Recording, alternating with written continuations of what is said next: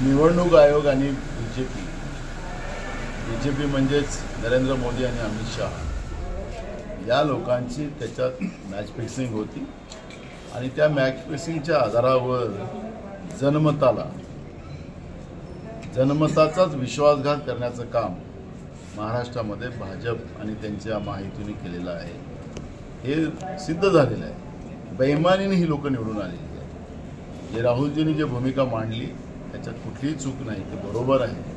कारण की यांनी 4 महिन्यामध्ये 46 लाख मतं वाढवली।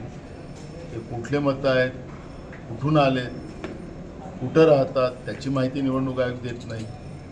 त्याचप्रमाणे संध्याकाळी 6 वाजताच्या नंतर 76 लाख मतं झाली। ती 76 लाख मतं कुठल्या बूथवर झाली त्याची माहिती द्यायला तयार नाही। याचाच अर्थ निवडणूक आयोग आणि भाजप यांच्या मॅच फिक्सिंगनी महाराष्ट्राच्या जनतेचं विश्वासघात करण्याचं आणि लोकतंत्राची हत्या करण्याचं पाप हे भाजपने केलेलं आहे।